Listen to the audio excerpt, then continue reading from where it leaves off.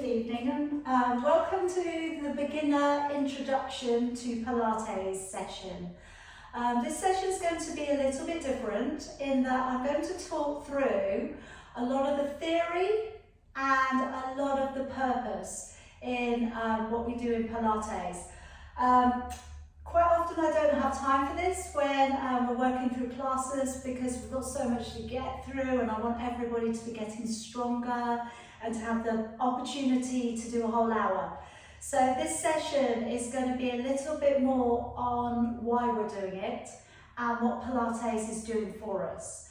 So feel comfortable, okay? Either sit up or lie down whilst you're doing this, taking this little bit of information, and hopefully it will really reinforce what we're already doing in Pilates. So I have some notes which I am going to refer to today because there's quite a lot of information and there's only so much I can store up in my head at the moment. Okay. All right, so I'd like to start off by talking about how Pilates will train the whole body. And we're starting from the core and we're working outwards. And this will promote a really good balanced muscle development. We're working on flexibility, we're working on range of motion, and we're working so that the joints don't feel overloaded.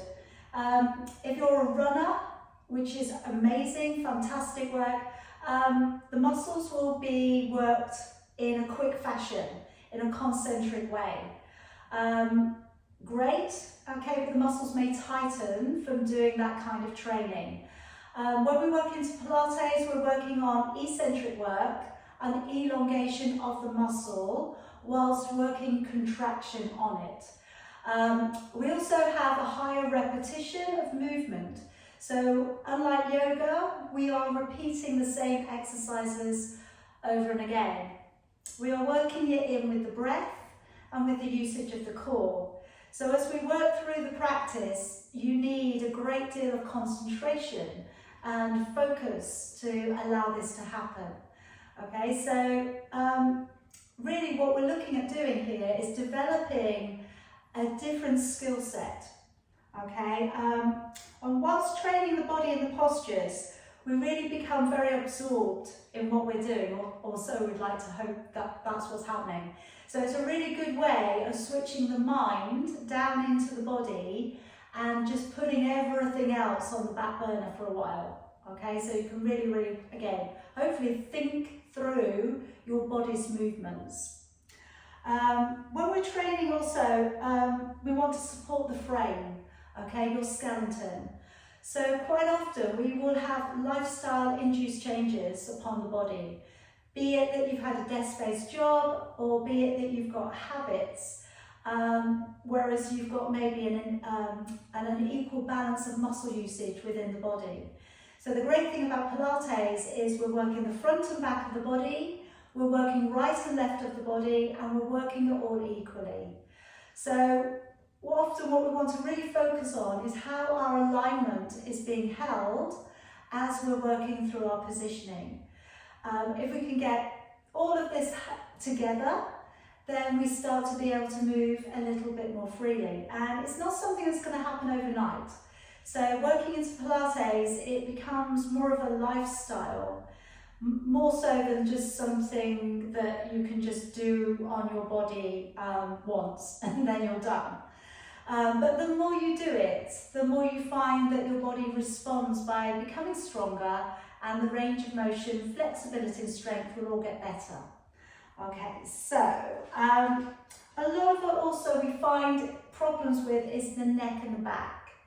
And again, we've got two main types of back differences. So we've got the lumbar lordosis, so the natural curve to your lumbar spine.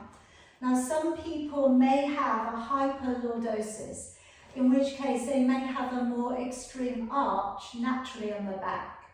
What people like that may find is they have trouble holding the belly in, because the back naturally wants to let the core hang forwards. Some people may have a kyphosis of a flatter back, whereas the tailbone is pulled slightly under, so the back slopes under. And quite often, in those sort of people, they may find the hamstrings very tight, okay, because the hips are slightly drawn forwards and the hip flexors are on all of the time. So it's just another thing to try and allow for as you're working through your practice, is that everybody's body type is different. Now, as you work through a Pilates practice, we will slowly start to develop a better alignment in the body. Whereas then we can allow for the shoulders to drop, the lower back posture to sit better, and for the tension to come out of the shoulders and the neck in particular, and also to a degree in the lower back. So as your body gets stronger, you start to hold yourself better, you feel that the spine is becoming a little bit longer. Hopefully the tension will release a little bit more in the body. But I mean, what I will say honestly, it's a repeat and repeat and repeat, okay? And it's always checking yourself. I've talked through this all the way through when we do our classes, but it's checking what you're doing all of the time, and then always making those small changes to make your alignment hold better. I'm going to talk next about how we hold our bodies in a standing position. And I'm going to do that with you, and I'm going to checkpoint the body as we're working. So if I can get you up to standing, because I'm aware that you've been sat down for 10 minutes, okay, so I'm going to get you up to standing.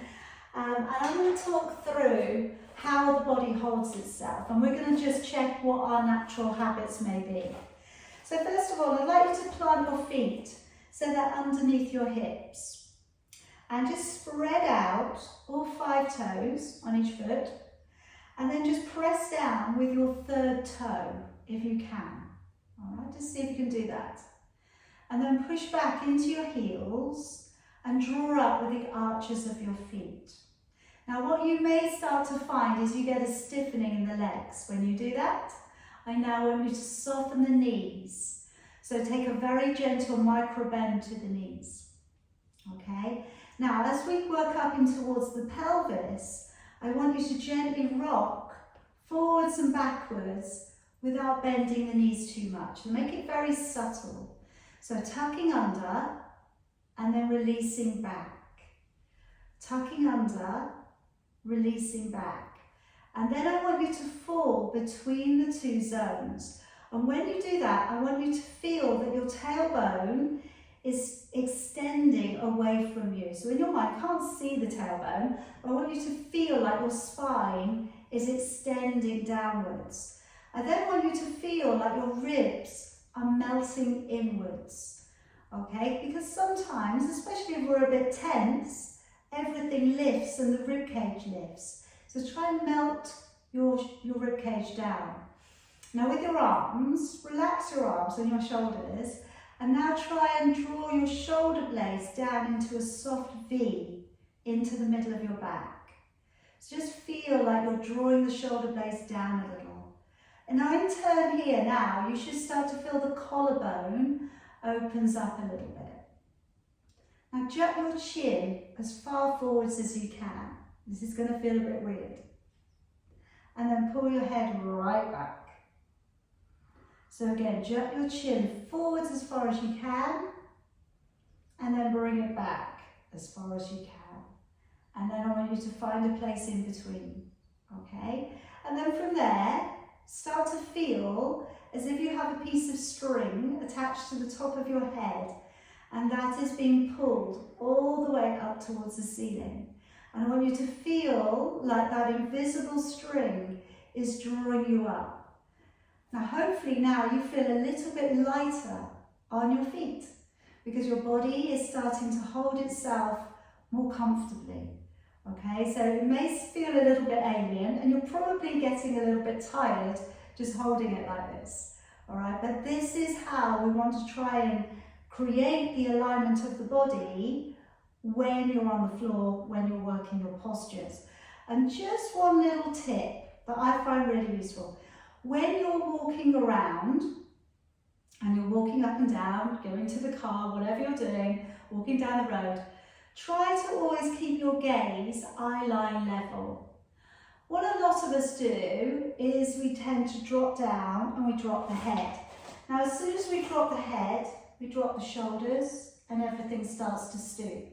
Now, as soon as everything stoops, we find it harder to pull back into the core. All right, so that's why when we're on the floor, we've got to try and maintain the neutral back. Otherwise, you're not going to be able to connect with the core. Okay, now I'm going to bring you down onto the floor, and we're going to now talk about the core on your back. All right, so I'm just going to give you a little bit of a rest. So come on down and bend up your knees and place your feet to the ground.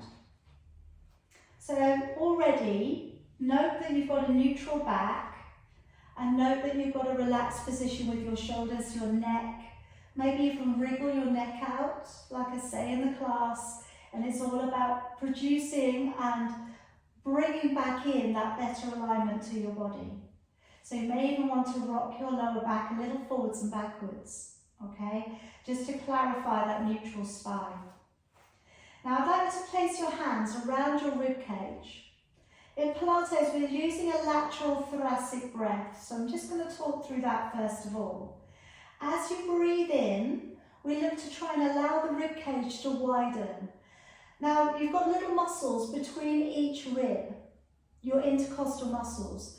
I want you to imagine in your mind that you can see those muscles just gently stretching and coming together. Just like if I was moving my hand with my fingers in and out. Now that's what's happening with your ribs. But I want you to feel that as you breathe in, you gain more control in the lateral thoracic breath. So take a deep breath in through your nose.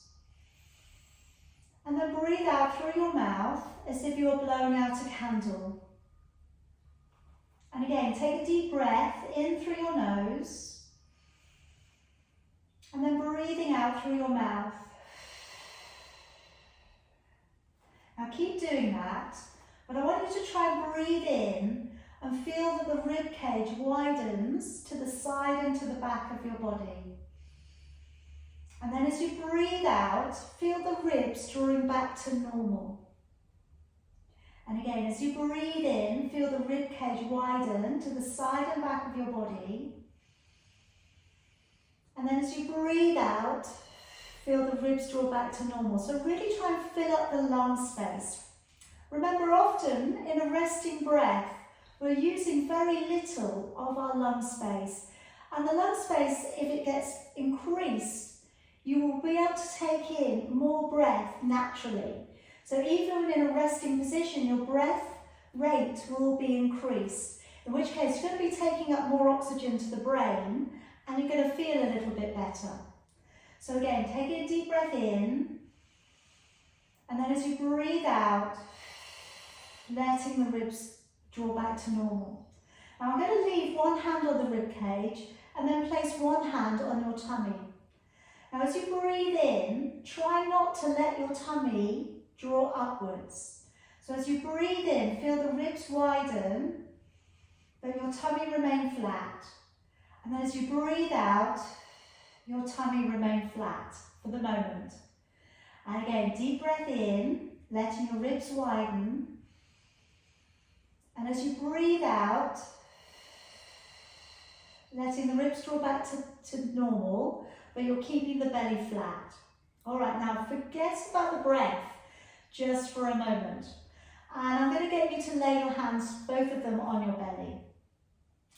Now I'm going to work into the core and to try to think a little bit more about where the core is within the body.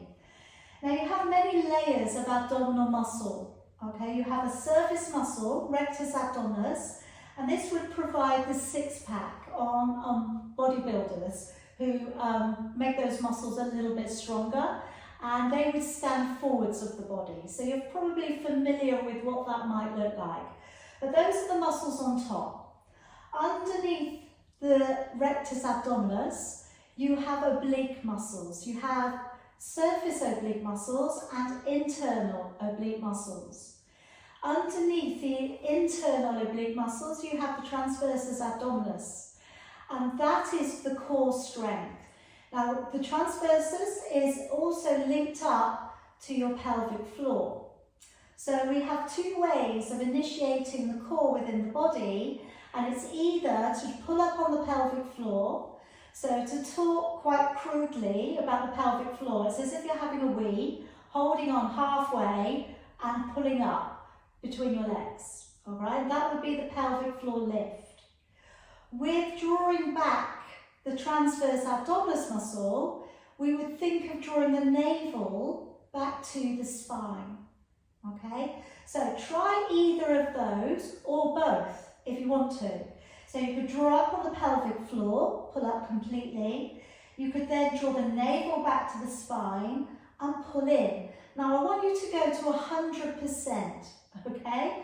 So really go in and really pull up as hard as you can. And now let go to about 50%. Hold it. And then let go completely. I'm going to do that again. So pull into 100% pelvic floor, transverse abdominis muscle, pull it up as hard as you can. And then let it go to about 50%. Now that is what you want to be working with when we work into our postures in Pilates. It doesn't want to be 100%, it wants to be half and it wants to be held.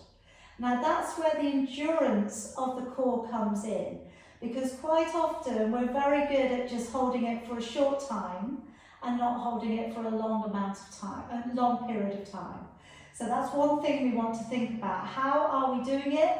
Are we focused when we're working into our Pilates postures? Are we focused on everything? Are we focused on working it all of the time? Okay. Now I've just got one other thing that we can do which might help you to understand where the transverse is within the body. If you work your fingers around to your hip bones and work around sort of towards, I'll kneel up a moment so that you can see. So working around to the hip bones and then slightly inwards, okay? And then I want you to cough, okay? So what we should feel is a muscle jumping, all right? So you can do that a few times if you like. So little cough, and we want to feel the muscle around the hip socket area, okay, around the hip bone. We want to feel that jumping, all right? Now, go again to the 100% pull up, and what you should feel is that muscle bulge, okay? So when you coughed, where you felt that, I want you to pull up through pelvic floor, through transverse abdominis muscle. I want you to make that muscle bulge. And now I want you to let go to 50%.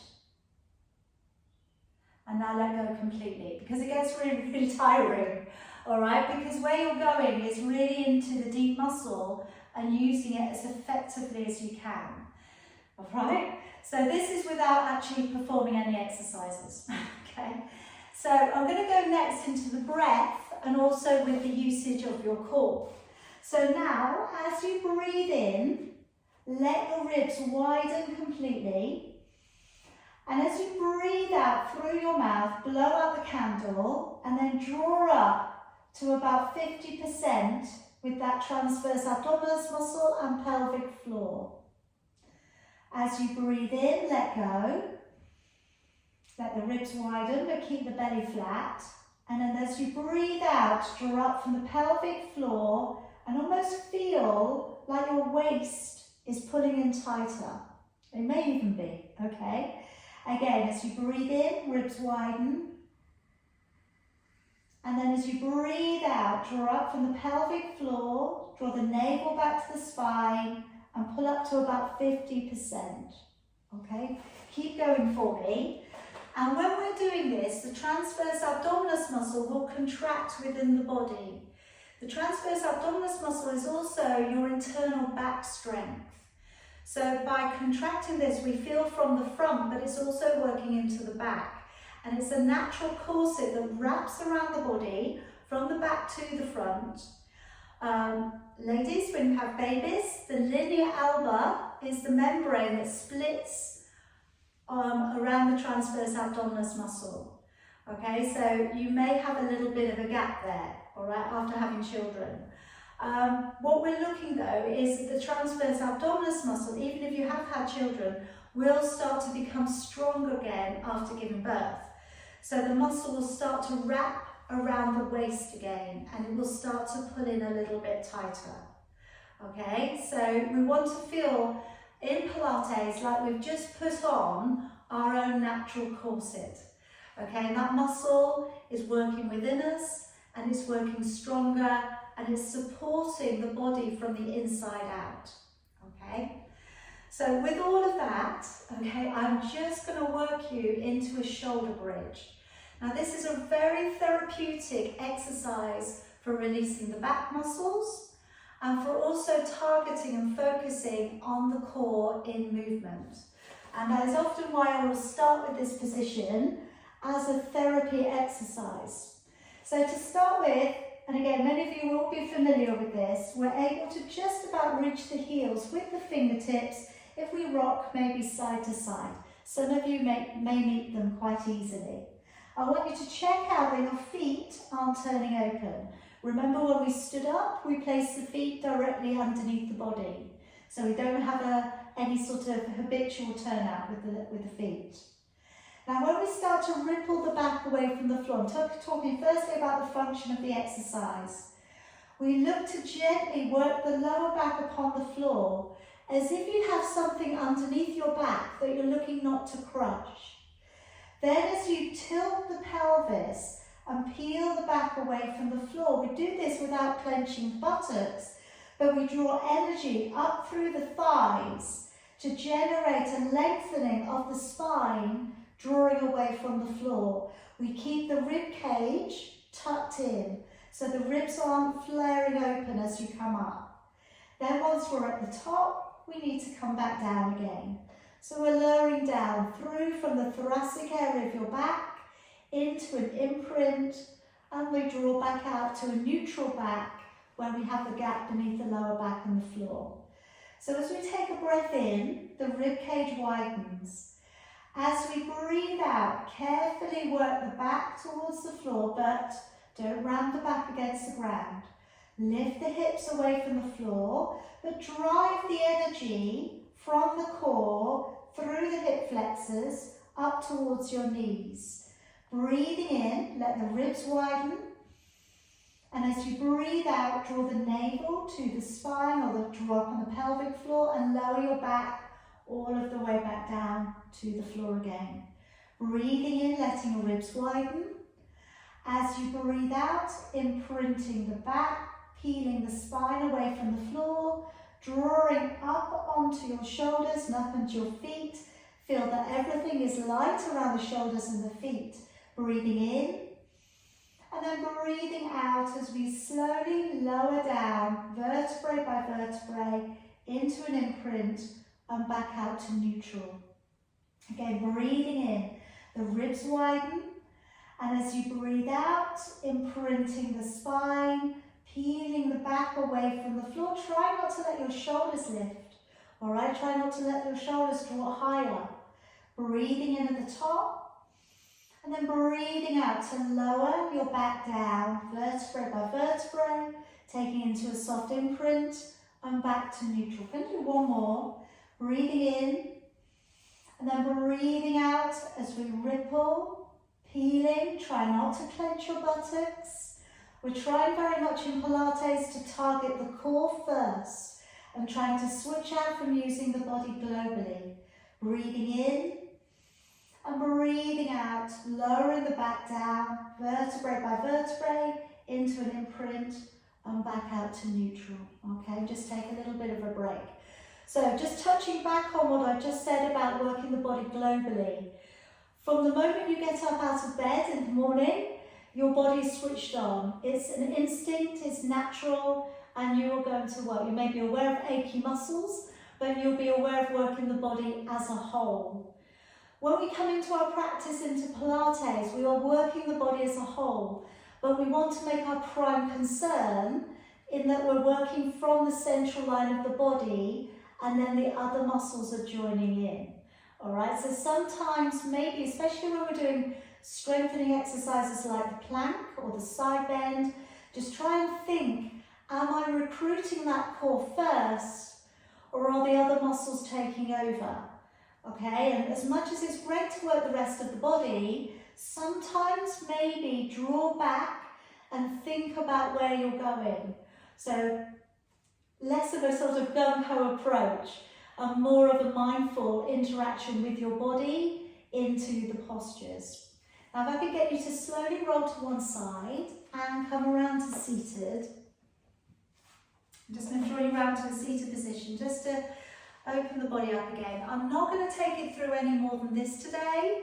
Next week we will do strong Pilates, which will be the other end of the spectrum.